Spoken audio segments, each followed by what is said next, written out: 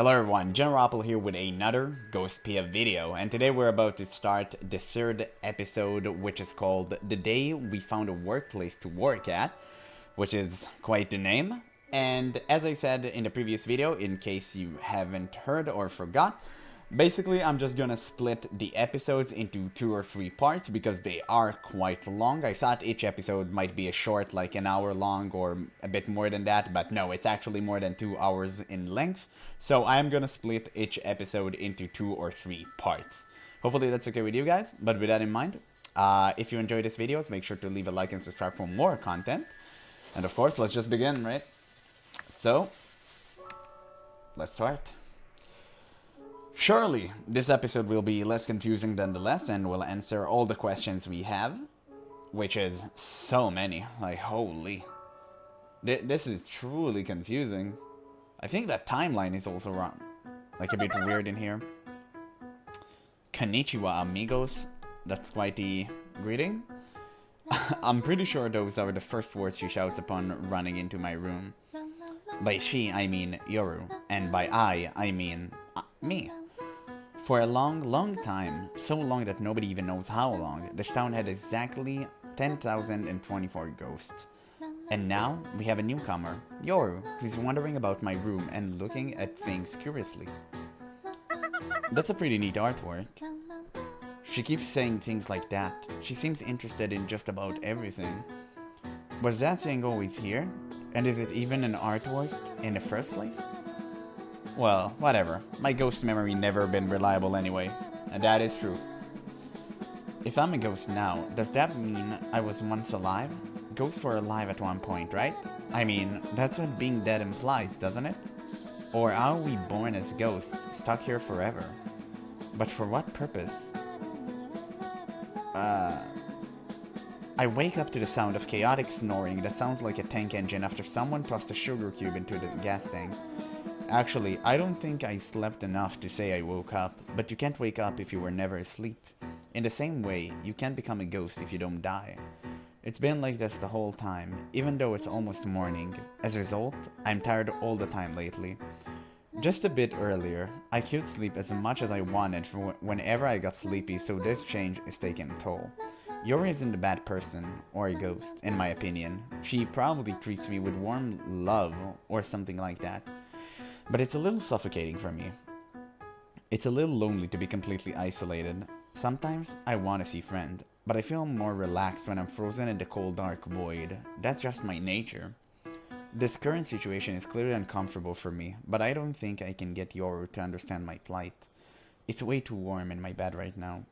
There's a girl sleeping next to me, taking in such deep breath. My chest is in pain. But why? Let's try going to sleep again. I close my eyes. I think back to when we fled town, and that 32nd birthday party, and the present. The problem is what happened afterward when we woke up at the garbage dump. This is what Yoru said. So, where do I stay? My place is no good. It's dirty, small, and cold. You should stay in a more homey home, like Pashi. Huh, that won't work. My home doubles as my workplace. You got empty rooms though, don't you? Just because they're empty doesn't mean I don't need them.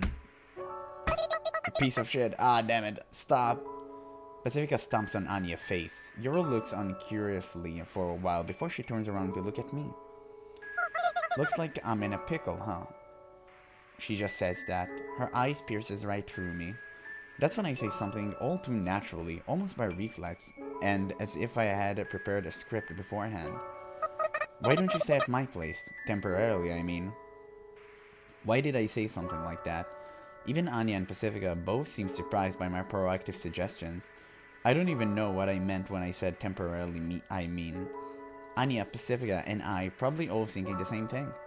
What does temporarily even mean? I can't look it up in the dictionary because there isn't one in this room. Besides, I finally gotten sleepy. Temporarily means for a limited time. So in other words, once that time comes to pass, everything goes back to how it was. But how do I get that time to pass? I don't know.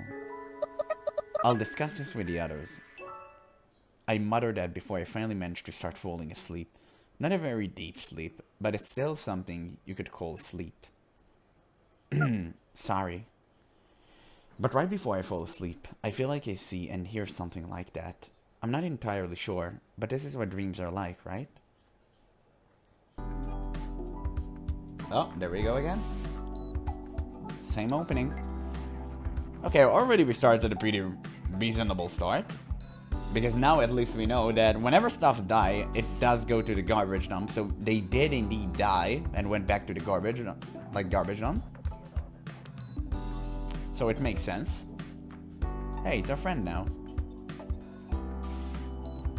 Wonder what to see. I mean, this new girl is also super odd, and the fact that nothing changed in terms of like the population amount, and now it finally has, that means she's a key or something. Like, she play a key part in this game.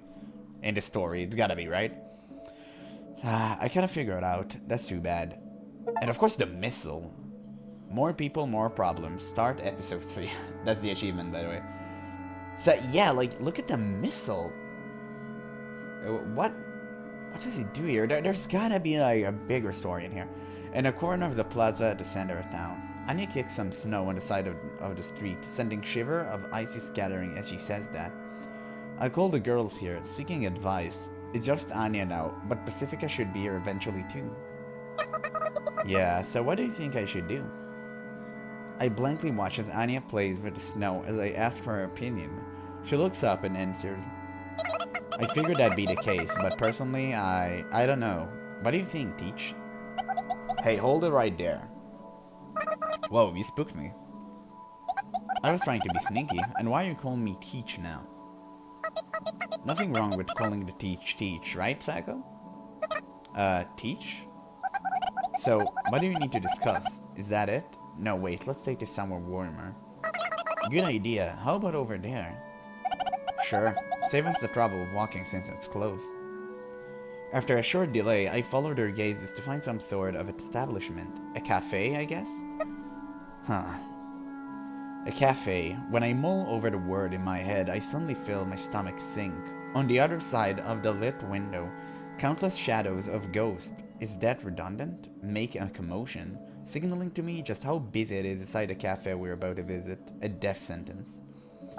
Don't worry, it's mostly just people like us inside. People who aren't all too interested in their surroundings. It's also cheap, and they don't complain if you stay too long. What do you mean cheap? Like, do you have currency in Ghost Town? You get what you pay for with the coffee, though. The cheap flavor you just can't get at home. Pacifica urges me on, saying, let's go. Well, sure. It'd be rude to call for someone for help, only to make them stand and talk out in the cold. We can talk in my room since you're probably still in there, and it'd be shameless to ask to talk in Pacifica house. Plus, I do think it's an experience I should give a chance to, so I can't find a valid reason to refuse. The sound of chatter around and the cafe and background music get closer and closer, though in reality, I'm the one getting closer to the sounds. Calm down, it's just a cafe. You've been in restaurants and shops and stuff before, right? Same thing. Pacifica and Anya rush into the noisy establishment. Oh god, it is packed. The moment I pass the threshold, the chattering stops and the ghosts all fall silent. Let's leave. I tug on Pacifica's coat and manage to let out that whimper. I can do it after all. Pacifica and Anya may be fine citizens, but I'm a burglar who raided a church. If they see me here with me, it could cause them trouble. Oh, why? Sorry. You could move that chair for me? Thanks. Oh yeah, that's good. Thank you. Pacifica pushes her way through the crowd of ghosts. Anya follows behind. I follow too, reluctantly. We head all the way to the one empty table, a round table deep in the back by the bathroom. We sit down. 3 normal coffees, please. Coming right up. Or beep boop. That's literally how he speaks. At the sound of Pacifica's voice, the chatter resumes. The difference is shocking, but it also relaxes me a little. I'm sure everyone lost interest in us. I suppose we're not that interested after all. I still can't let my guard down, though. Sorry for the wait. Here it comes. Oh well, if it isn't Anya from the repair workshop, it's been 9,900 years, hasn't it, my lad? I'll murder you. Long time no see, Mr. Patel. How business? I've been working from home a lot lately, so I haven't been able to patronize your establishment. It's fine. It is what I'd like to say, but profit margins are thin with just coffee. Can I interest you in some sweets? That sounds good. Got something we can all share. I appreciate it. And last but not least, it's been a while since I've last seen you two, miss. I guess these two must be regulars here. But was I a regular too at one point? Hello. For now, I bow my head. I guess that was satisfactory for him since he turns around and skillfully weaves his head through the crowd of ghosts. Okay, I suppose we're settled in, so what do you want to talk about? Oh, should I get you up to speed? No, it's fine. I want to hear from Sayaka directly. Pacifica gracefully sips her coffee in a dignified manner. She then signals with her eyes for me to talk. She does kind of act like a teacher. And the smell of cheap coffee does make you think of Teacher's Lounge. Really makes me think about where I came from. I'm sure if I were alone, I'd be thinking about it all the way until morning. But right now, there's more pressing matters. Yeah, I wonder... Oh, Jesus, that scared me. You just don't vibe with her. Sayako, eventually you'll stop coming home and your family will collapse. Your children will stray off the righteous path. First, they'll get addicted to drugs, and next thing you know, they're robbing trains. What? This isn't a joke, okay? They're taking this seriously, I think. They're just joking around to relieve some of the tension. So you two are living together, huh? They'll kill me. I agree. I'd say you seem more relaxed when you're by yourself. Are all the ninjas lone wolves, or is it just you? How could she know, stupid? Ninjas even keep their personality secret. That's what makes them cool, you know? You make a fine point, Anya from the repair workshop, my lad. Oh, sorry, right. Why don't we take turns housing Yor in our homes? I see, that might... No, that won't work. If it were me, it'd make me feel like I was being rented out an installment plan. An installment plan? You've got a point. It would be like telling someone their reliability. Anya nods in agreement. I suppose she's got a point. I feel a little ashamed of myself. It's like the back of my head. I was hoping someone will take Yor off my hands. I'd hate it if I were the one being treated like someone else oversized trash. Okay, let's break down the problem. Little Anya here, take some notes. Aye, ma'am. Pacifica takes a memo pad out of her pocket. You have a pen? Yep. Anya pulls out a pen, seemingly out of thin air. But stops calling me Little Anya. So first things first, living together isn't working out for Sayako. Okay, Sayako loves living alone. And Yoru doesn't have a place to call her own. So, let's see. Yoru has no home. These two issues are intertwined, but they're actually separate matters, aren't they? But if you solve one of them, the other will naturally disappear. Oh. I can't help but let out a voice of awe at the brilliance of her logic. I'm pretty sure I'm no good at this sort of logical thinking at all. It'd be nice if we could find an immediate solution, but that sounds hard. Let's approach the problem by tackling both issues at the same time. We've got no choice but to find a home for Yoru. I'll look around and see if there's any good places. Thank you. I'm always relying on your help. It's okay. Now about the other issue. You mean Sayako loves living alone? It's hard to deal with problem concerning someone's personal values, isn't it? That's not necessarily true. Say, Mr. Patel, what are you like when you're done with work? Oh, yeah. Well, when I'm done with work, I can stop making this dreamy customer service smile without an issue, you see. And once I get home, I sleep. Nothing else. I don't even say a word. Oh my. Yeah, some jerks tell me to get a hobby, but when you are out for long hours thinking about things, you start to feel really crummy. I crawl inside my inner self. I converse with my inner self. Thanks for your thoughts. That's quite enough, actually. No, please, let me continue. When I close my eyes, there's a big pitch black wall. I hear a voice calling for me, searching for me, but criticizing me. So I don't answer. No, I can't answer. As I said earlier, I don't even say a word. Hey, where's he going with this? I bear with it. I bear with it as I pray that I don't go mad. I keep praying until the sweet repose of sleep finally claims me. Beats me.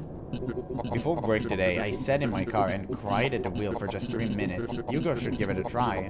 Oh, and I'd really appreciate if you realize that I'm late opening up on any given day. That's what I'm doing. I see. I'll give it a try.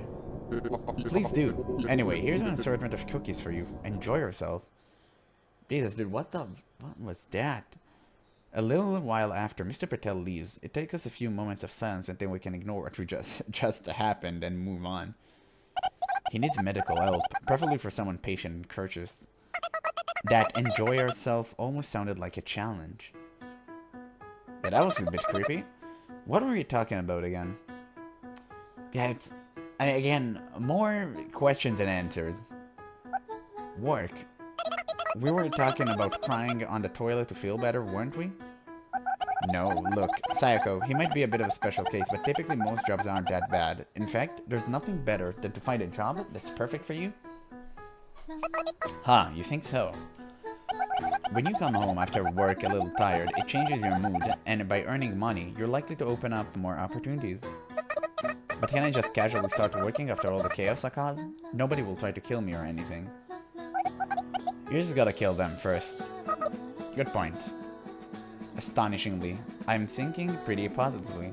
Mr. Patel despair, if that's the right word for it, has somehow given me a certain sort of courage. Not the same sort of courage I get when Pacifica and Anya are with me, but it's still courage nonetheless. Yeah, I'll think I'd give it a shot. Does this town have a job search office or anything like that? Not that I know of, at least, but I guess that's more of Mr. Pacifica's specialty here. Oh, what kind of work does Pacifica do anyway? It's kind of obvious what Anya does, but Pacifica's job is an enigma. It must be something important if she lives in such a big house. Oh, dude, what? Wait, let's return back. How do I rewind? Yeah, sometimes I accidentally click. I don't know why. I should ask her now. It's better than finding out later that I don't even know if something as basic as that. Okay, I forget. There we go. Oh, I actually got an achievement. Rewind Storm. Yeah, where we were. Okay, oh, what kind of work Pacifica do anyway? It's kind of obvious what Anya does, but Pacifica's job is an enigma. It must be something important if she lives in such a big house. Pacifica seems like she could do anything, but what does she actually do? She doesn't even know that? True, that sort of work is indeed one of my specialties, so that should help. Okay, let's give it our best shot, Sayako. Okay. I should ask her now. It's better than them finding out later that I don't even know something as basic as that. Let me help too. Whoa, you spooked me. Hey, where'd you come from? I was hiding in the filthy sludge in your coffee cup. Ha. What? Oh, she's good. Bruh. What? Are you people okay? Yeah, that's a question to ask. Perfectly okay. All I'm saying that while I'm rooming with Sayako, I'm just a freeloader with nothing to do. Huh. How much did Yoru hear? She probably just got here. Sayako? I get what Anya's trying to say. The reason for me getting a job be to regain some personal space from Yoru. So it would defeat the point if she worked with me, wouldn't it?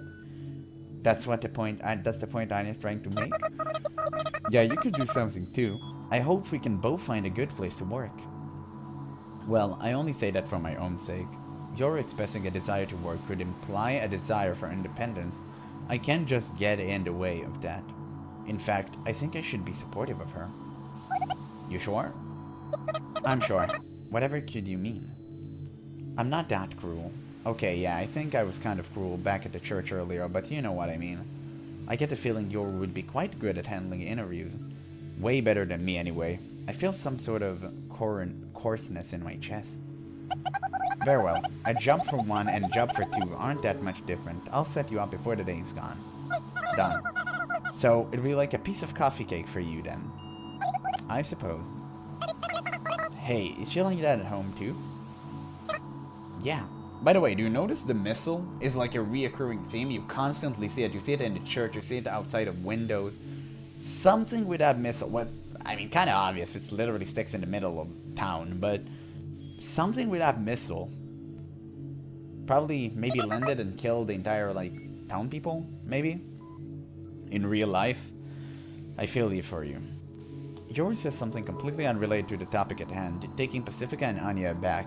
But I try to keep a conversation going. I find myself at my wit's end.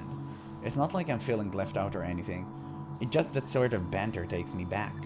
As my consciousness starts to drift, I look outside the window. There's a good view of the plaza, including a towering missile in the middle of it.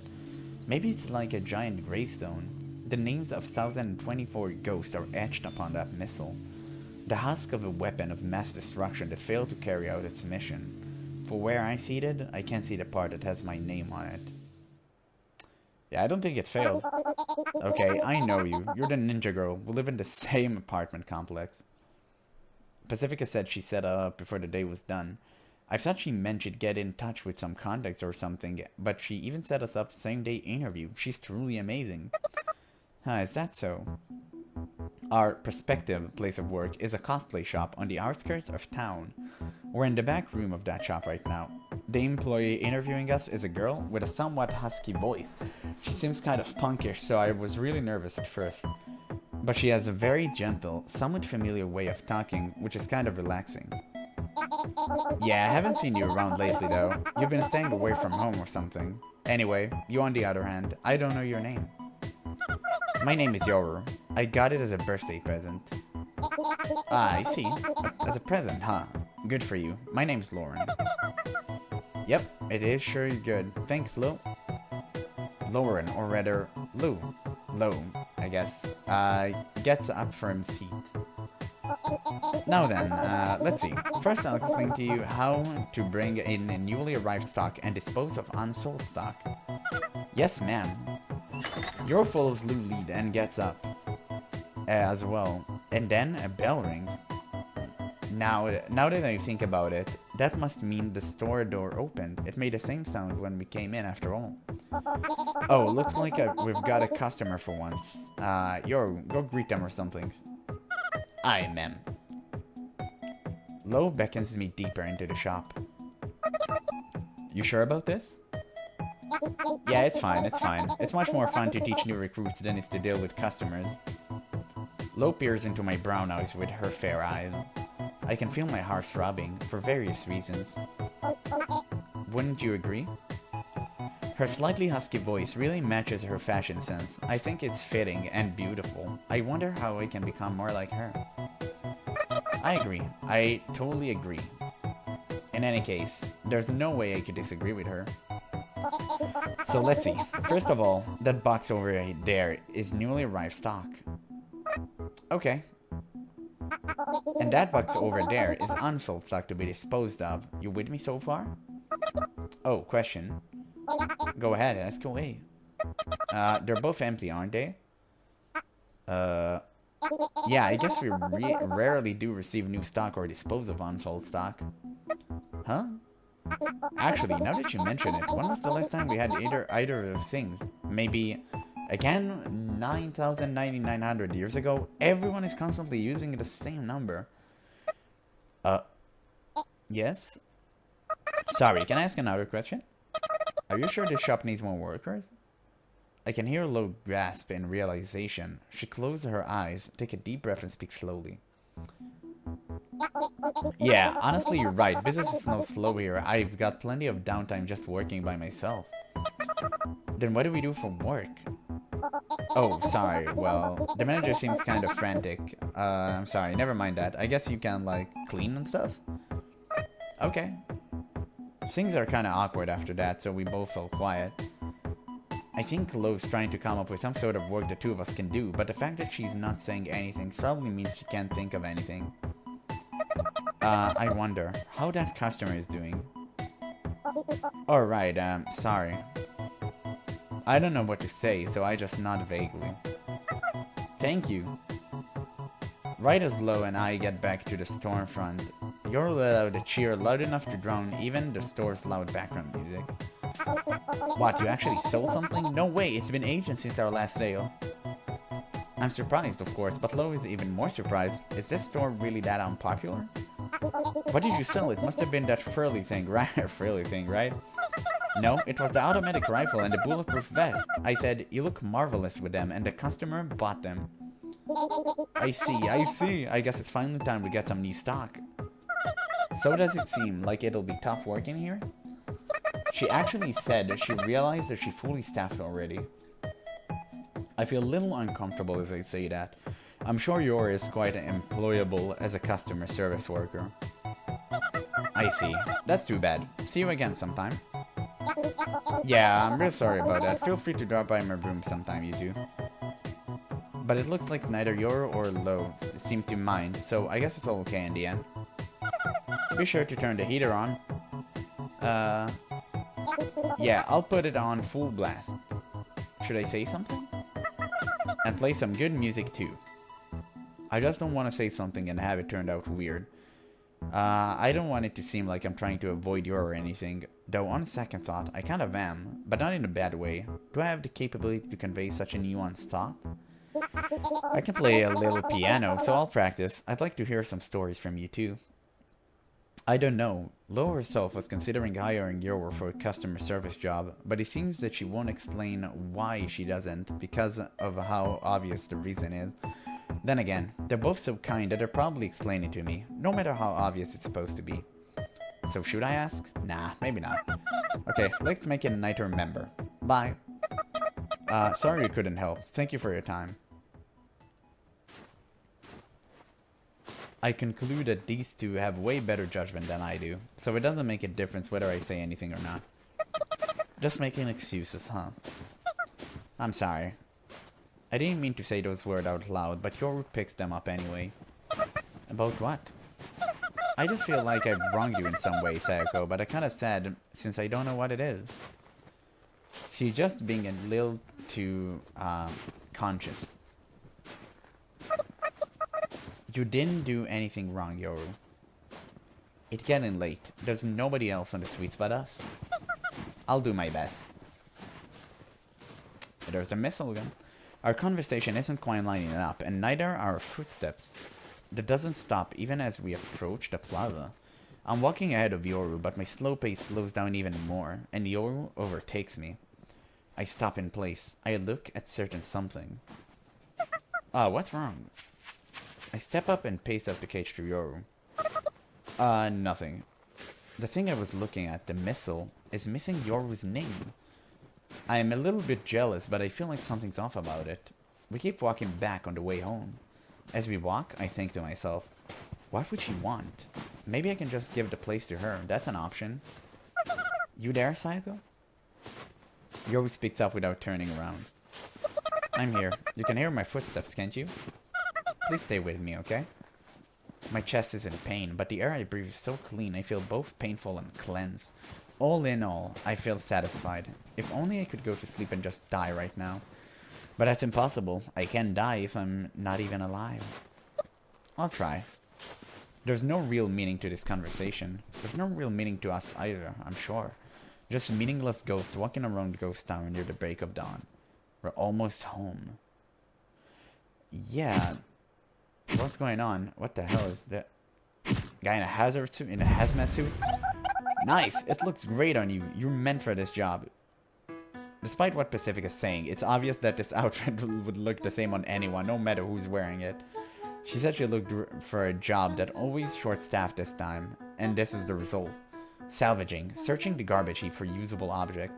Yor and I are dressed in baggy yellow protective suits as we board the salvage truck. I silently curse these protective suits for being so hard to move in. The three other salvagers are all somewhat buff men, wearing their spare suits, which is why they don't fit. They keep bowing to Pacifica. Pacifica really is amazing at what she does. I'm not sure what exactly it is, but she does it well. We're sectioned off the back of the truck, with the men all sitting at the front on the bench seat. Nobody says a word. I can more or less see the backs of the men's heads through the window, but they're not even moving a muscle. They seem quite polite with the influential Pacifica, but I get the feeling that they'll be strict with newcomers like us. Suddenly, Yoru speaks up. Excuse me, can I ask a question? Why, if you want us to explain, we can do it when we're there. Where does this bus go? Where does this bus go, you say? Things get awkward real quick. It's the awkward calm before the storm. You see, she's a... That's so funny. Did you hear what she said? I heard. Where did this bus go? That's hilarious. Good one. Yeah, well, you know. Pleasure to work with you today. Yeah, no problem. We'll make a splendid scrappers out of you. You mean super scavengers, right? Our official title is officially licensed garbage collector. That's so boring. Okie dokie. Artichoke. We'll be some real scrappy scrappers. You sure are a hoot. I can do nothing but watch as the scene unfolds in front of me. Actually, I'm not even sure if I can do that. She's just too dazzling. She's amazing, simply amazing. I'm not sure what's going on, but it's clear that they're all enjoying themselves. So we're about to salvage some scrap? After some banter, we arrive at a place that's quite memorable to me in a certain sense. The truck parks by the fence surrounding the giant garbage dump on the outskirts of town. Baskets. I blink a few times before I realize what the man means. He's referring to the baskets made of aluminum something, or some other metal that were loaded into the back of the truck with us. Okay. Yor and I take the baskets as we hop out the back of the truck. I'm already starting to get tired of the big suit's lack of mobility. If we end up sticking with this job, I hope the first thing we do is we get properly fitting suits. As I think that to myself, I tumble and let out a weird yelp. Are you okay, ninja girl? Okay. Thanks to that little tumble, I snap back to my senses. Do we need these suits? It's hard to move in them. Yeah, but... These are to protect against weird chemicals or radiations or something, right? But none of that really matters since I'm a ghost after all.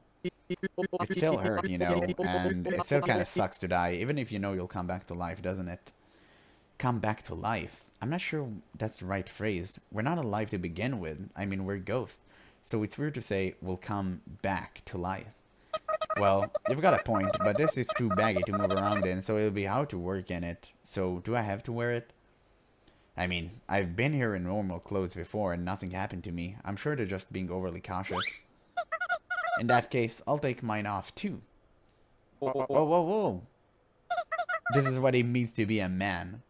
Well, miss, if you insist, that's perfectly fine. Do the work you want the way you wanna, but that's just how life is. I guess we can agree there. In other words, when life deals you cards, you gotta... Huh. Sorry, just be careful. Yes, sir. Work is just about what I expected. With basket and tongs in hand, we fish around the garbage for anything seems useful. The garbage is piled haphazardly, but nothing feels dirty, nothing's rotten, and there's not much of smell. I'm starting to think that maybe this town doesn't even have the bacteria and stuff necessary for rot to form. After all, this town only has ghosts in it, and this garbage heap has only things that aren't living. This is where all the town's resources originate from, and where all town resources eventually return.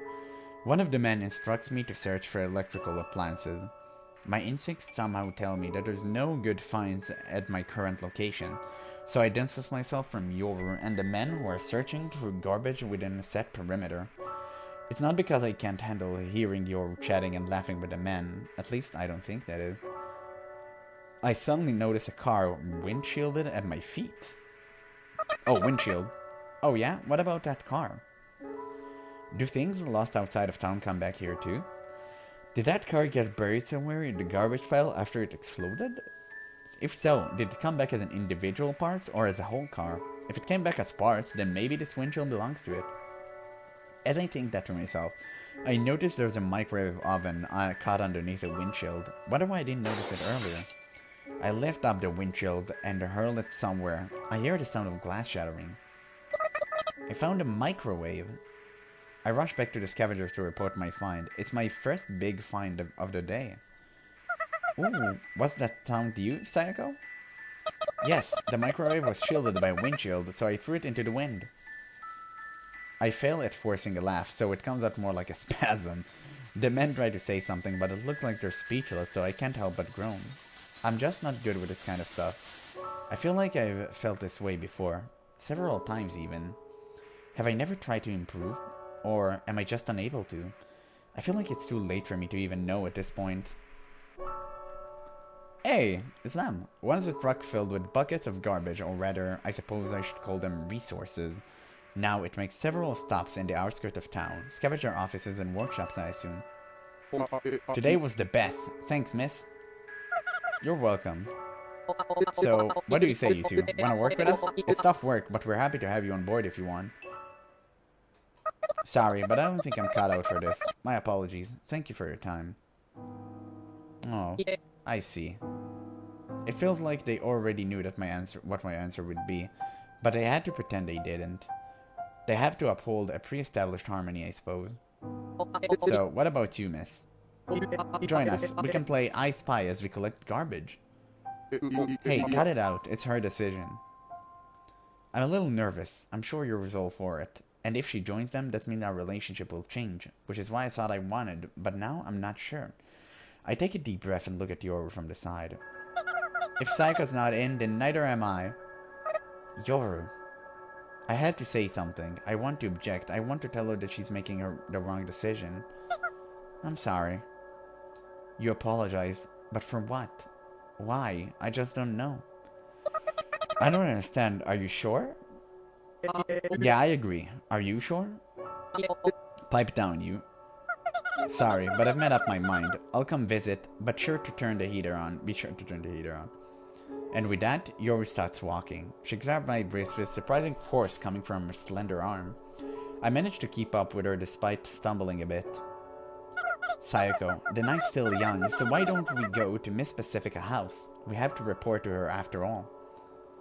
I nod my head vaguely, perhaps because I'm considering suggesting one more time that Yoru could work here. But I'm sure she has no intention of doing that, so there's no point in saying anything about it.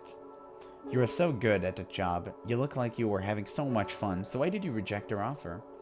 I don't get it. I end up saying something vague instead. You should apologize to Pacifica when you see her, huh? I guess so. In the end, I don't say what I wanted. Yeah, it's a reoccurring theme when she seeks something and says something else entirely. I see. I'm in Pacifica's good old living room again, facing her the same way certain nun did once before. I'm sorry for wasting the time you spent searching for the job. I bow my head, so does Yoru. Sorry. It's fine, it's fine. The cosplay shop was kind of shady and nobody wants to do garbage collection anyway, and those men are kind of dumb too. I can't speak for Yoru, but I can say I can see you doing that sort of work, Sayako. When I look up, I see Pacifica's gentle smile. Thank goodness she's not mad. She's perfectly calm. I'd probably be mad if I were in her shoes. I still feel sorry though. True. I just thought you'd have a plethora of options if you used my connection. Looks like this will be harder than I expected. Okay, once again, what exactly does Pacifica do? I want to ask that, but there's no way I can. But how can you expect me not to when I want to ask? I start to debate myself, but stay silent in the end. There's no point in forcing yourself to do a job that you'll quit immediately. I think manual labor only shows the true advantages if you're employed on the long term. Just take your time searching. I'm so glad to have your help. You're too right, Sayako? I'm glad to have your help. Sorry for the trouble. That's the most forced smile I've ever seen, Sayako. We're friends, aren't we, Sayako? I hear the front door start to open. It's probably Anya. Pacifica said she'll be here later. Anya said she tried to find us work using her own personal connection, but she also said, my networking is poop compared to Pacifica, so don't expect much, she said before promising that she'd keep us in the loop. Oh, is Anya coming too? As I grin for the stupidest reason ever, Yor speaks up to me. I nod vaguely in reply. Anya's as hard a worker as anyone else, so she could have connections of her own, but I suppose anyone connection would look like poop compared to Pacifica. Let's splash some hot water on her as penalty for being late. Yay! She's kind of scary when you think about her like that. Pacifica hands Yor a kettle full to the brim with hot water as she gleefully waits by the door. What if she got a dreadful side to her that I don't know about? Wait, I guess it's obvious that she does have a dreadful side to her, but what's really dreadful is not knowing what it is. When I do come to know that side of Pacifica, will I be able to keep loving her the way I do? What if I told her all of this? I can only imagine the worst. I don't want her to hate me. After all, regardless of the path that brought us here, she's the only one who reintroduced me to the outside world like this. Maybe I should discreetly ask Anya once she's here. I'm sure that'd be better than asking Pacifica herself. As soon as I make up my mind, the living room door opens loudly and... What? Don't move. A man shouts coldly as he barges in the room, tearing the casual mood to shreds. In his hand is a high-caliber pistol, big enough to be used as a blunt weapon. All of us freeze and fall silent. Brother, who are you? Hey, Mort. The only people who can come visit my office without an appointment are top priority clients and my friends. And I don't have any top priority clients yet, so that means only my friends can visit unannounced, and you're not my friend. Please set up an appointment by phone and come again. You shitty bitch, you ruined my once-in-a-millennium business opportunity. How dare you? How dare you make that face at me? Please don't get the wrong idea. I only did my job. It's a truth that you cut corners, isn't it? But if you came here to bark at me, you're barking up the wrong tree. Damn you! Now put down that dangerous thing before you regret it. What? Do you have any idea what situation you're in? Wow, so cool. I had zoned out due to the surprise, but your ambiguous murmuring snaps me back to reality. We're up against one man. He must be tired holding up that gun or something since his hand trembling. I don't think he's used to wielding a gun. In any case, judging by his stout, protruding belly, he probably can't move very quickly. I didn't want that Gant bastard to beat me. I've done everything I could to win, but then you had to butt in and ruin everything. You're the one who leaked everything to the company, weren't you? That's right, I did my job. My hands are clean. How dare you say that when you've been using your position to line your own damn pockets with such outrageous margins?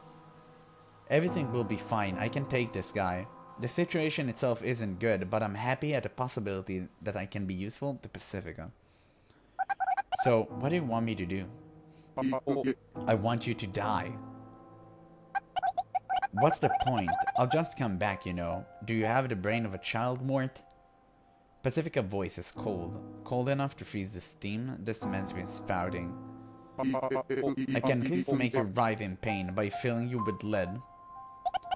There's plenty of time to regain your company trust. We all got eternity. Actually, are you unable to make rational decisions? Shut up. Shut the hell up. Who gives a damn about your logic? How can you possibly know how I feel? The man's voice gets slightly teary.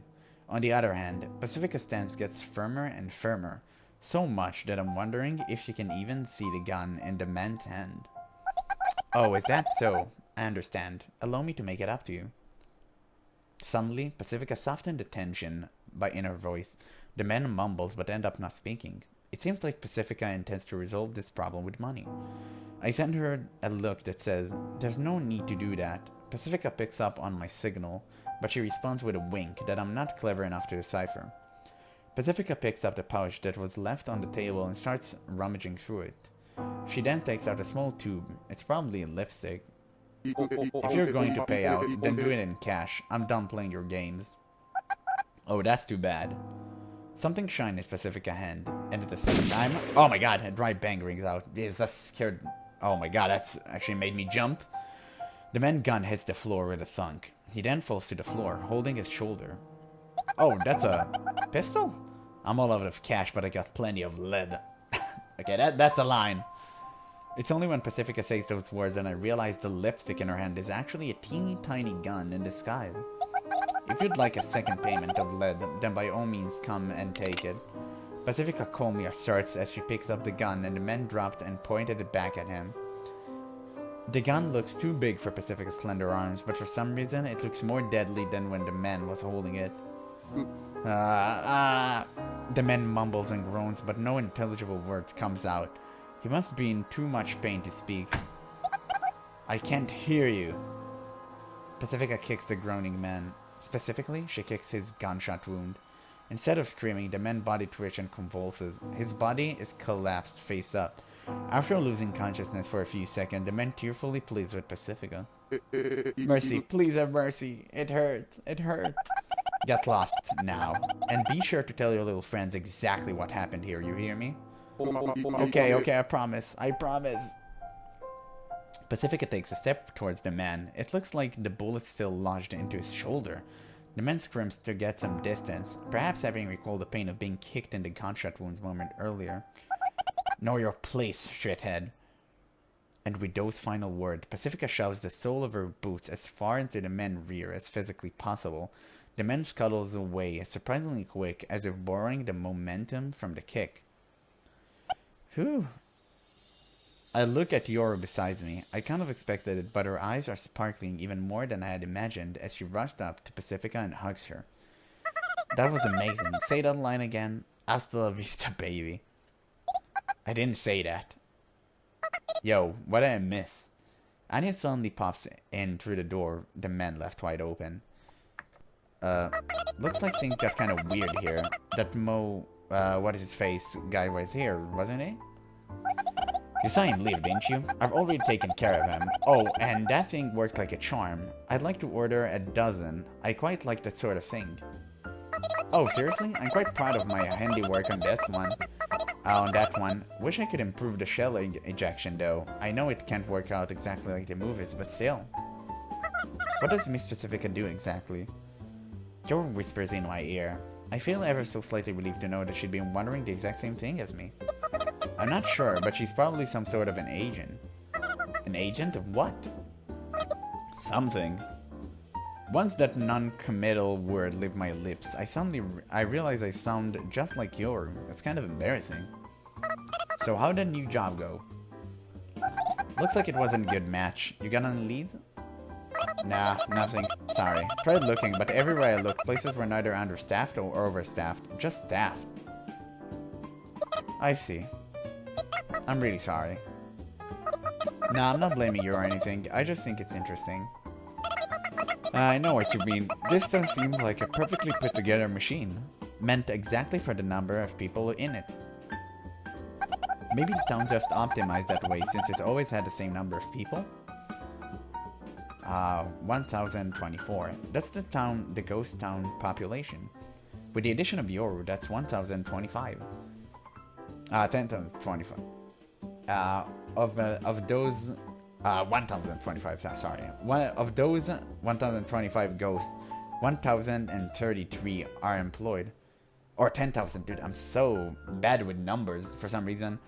10,023 are employed. Yor and I are the only ones left out. Oh, but I did borrow that lemonade stand. Can a lemonade stand even make money in this cold as hell town? Are you sane? You didn't catch Clara stupid, did you? Anya mumbles a story about how she originally made that lemonade stand as a set for a play, but it's perfectly functional. Sorry, I guess it's not useful after all. Maybe I did catch Clara stupid. Coffee, please. And with that, she throws herself onto the sofa. I'm sorry. I don't say it out loud, but I apologize again in the silence of my heart. Okay, would you two like some more as well? Yes, please. Hip hip, caffeine. I'm not entirely sure what I'm apologizing for. I feel the vague sense of guilt, and it's not something I can solve by raiding the church again. I was powerless. No trip to Pacifica House is complete without a cup of Pacifica House blend coffee. These two have a proper role in the small town community. They seem so important. Wait, then what was my role before I became a shut-in? Well, in the worst case, Pacifica comes back from the kitchen after boiling some water and walks up to me with cups in hand. You can be my bodyguard. Being an agent, dangerous work, but with a ninja around, ruffians like that one should think twice before they show their faces, so... Okay. Relax, no need to make that face. Pacifica gently pinches my cheek with her fair, soft hand. Was I making that bad of a face? I guess so. But why? I'm flustered. I want to rebuke myself for taking advantage of people's kindness like this all the time. I have nothing to offer. A bodyguard, I see. I never thought of that. Milk her dry, Sayako. That's why, even if I become Pacifica bodyguard, I'll never feel useful. No matter how many enemies I take down, it doesn't change the fact that I'll still be taking advantage of her kindness. Oh, we forgot to splash Anya with hot water. It's not too late, you know. I'm not sure what you're talking about, but please forget about it for the rest of eternity. I've got a suggestion for Yoru when we get home. If she's receptive to the suggestion, I'll discuss things further with her as much as possible. That way, I'm sure even I'll be tired enough to fall asleep without having to worry about the snoring. I think to myself as I watch her brandishing the kettle. Will work for money. Will work. As soon as I gave her my suggestion, she energetically said, "Sounds good," in less than what I think it's a second. We can't just take advantage of Pacifica help forever, so let's do some job hunting of our own. That was the main point of my suggestion. Yoru said, if we're gonna do it, we gotta do it good. And then she made a cardboard sandwich signs. No idea where she got the cardboard. I hid my astonishment at her craftsmanship. In my mind, I was applauding her. But her snoring is still way too loud. Her raw energy, both awake and asleep, is grating on the ears, which is why I don't praise her out loud. I don't know how many hours we spent with those signs in hand. I figured that having something to do would serve as good distraction, but in actuality, the cold, the fatigue, and the shame are just wearing down on my mind. But I honestly believe that this is what I can and should be doing right now. So we do this today, and the next day, and the next day, and the next day. We keep standing and barking all around town. The end is near. Nuclear war. Buy gold. It seems like Yoru has had enough. I'm nearing the end of my rope too. The town workplace really must be saturated. Would anyone actually give work to job searchers? With sandwich signs when every position already filled?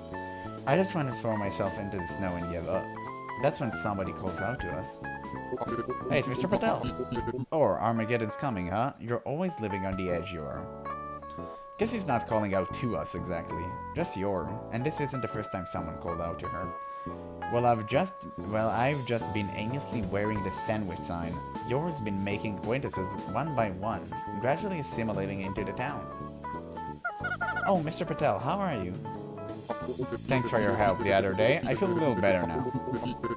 Not completely ill, but better. Thank you so much. Come visit the cafe again. You should hire us. Sorry, we've got enough workers as it is. I see. Be sure to tell us if there's ever an opening. Yeah, when the time comes, see you later. What happened the other day? I asked Yoru as I watched Mr. Patel leave. I listened to him talk about his issues. I didn't understand what he was saying, but I just nodded and said, yeah, to everything, and he seemed happy, so I guess it's all good. Is it though? I'm sure he just wants some validation from someone. Validation? Someone to tell you it's alright, you know? Is it really though? Either way, he's doing his best, I think. You think so? Well, he looked happy, so I want to believe in him. As she says that, Yoru smiles ambiguously. Or maybe it's only ambiguous because I'm too dumb to understand it. But what do I understand? That the smile is awfully beautiful. It's so beautiful, I'm jealous, almost resentful even. She's got such a beautiful smile. I'm sure she'll be able to find work. Unlike me. What? Oh, nothing. I'm going to go over that street. You stay at the plaza. As you command, my liege. I toted over to the back street. It's not somewhere you'd expect someone looking for work to go. I just want to be alone.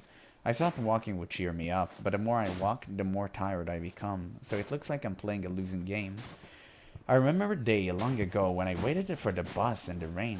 I remember waiting 20 minutes for a bus that comes every 30, and fed up with waiting, I ended up taking the train home. Even though I knew the bus would be there in less than 10 minutes, I spent 15 walking from the bus stop to the station to catch a train. By the time I realized I'd wasted the effort of waiting 20 minutes, I'd already been walking for quite some distance. I suppose I was tired of staying in one place. I didn't know what I was doing, so I just ended up doing something. It feels disgusting not to understand yourself. It feels somewhat like how I felt that day. Whoa. As I turned the corner, I bump into someone. Hey, it's Mort again, right? You were at the church. Oh no, it's the guy that protected it. I recognize who it is. It's the man who stopped me by the entrance when I snuck into the church. I bribed him with mint and then killed him. Hey, is that the ninja? Behind the men are 5 similarly dressed men. His friends, I suppose. Yeah, that's right. I see the men reach inside their coats, either for concealed guns or bladed weapons. Leave me alone. I asked to be left alone, but I have to admit I'm a little glad that the stress-relieving distraction has decided to bolt up to me. Lonely violence. Let some steal and get paid for it.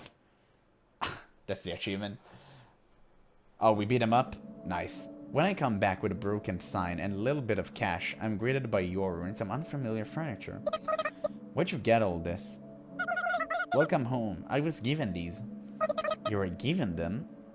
Yep, I got some food too. Some people said I can employ you both, but I can give you this instead. Some people say they could employ one of us, but I guess it's hard to find anyone willing to employ both of us. I see. Those misers, am I right? Ha. This is the difference between me and Yoru. Yoru's gained the goodwill of many, and even if they can employ both of us, they can still help feel fulfilled. Meanwhile, I killed someone I killed before, and then I killed his friends, and I robbed their bodies. Oh well, if nobody will hire us, let's just start our own business, Sayako. The Ninja Delivery Service. How about it? It's a service when ninjas deliver things like, something. You don't need to stick around me anymore. I'm sure you can find plenty of jobs for yourself, Yoru. Lots of people love you, and as long as you're not with me, they'll gladly employ you. But there's no point unless I'm with you, Sayako. Yoru looks confused and somewhat angry. I've never seen her make a face like that before, but I can't back down. Look, there's nothing I'm good at besides hurting others. That's probably the one and only things I'm better than you. There's work for you, but there's none for me. It's the truth that you're great, so what's the problem? But it won't do. It can do, and it will. I don't want to feel miserable. I don't want to hate you, so please. I should leave, shouldn't I? If possible. Sayako. What is it? Nothing. It's just, I got a live-in job offer for one, so I'm gonna do that. That'd be for the best. Thanks for having me. No problem. That said, it's getting late, so the two of us go to sleep in the same bed tonight. I guess ending a relationship is a more sluggish process than what you see on TV. Yoru unexpectedly sleeps quietly, neither snoring nor stirring. See, you can do it after all. After becoming the worst woman in the world, I mutter to myself as I feel her warmth in bed. And that will be all for today's video. And again, we've got more questions than answers, even though we kind of started to see the relationship between Sayako and Yoru kind of cracks a bit, or at least on thin ice. But other than that, just more questions. Like, we met so many new people, like the Smo guy and Mr. Patel, which gave us this kind of scare at the beginning there. What happened with the town people? Why Yoru doesn't count towards the population amount? And why her name isn't on the missile, and what the hell is that missile anyway? So there's so many questions, but I truly hope they will get answered in the next few episodes. That being said, we stopped after an hour, again, because I want to split this episode into 3 parts, because it does take around 3 hours to complete, as far as I understand it. So yeah, hopefully you guys enjoyed this video. If you did, make sure to leave a like and subscribe for more. But that's all for now. So thank you guys so much for watching, and I'll catch you in the next one.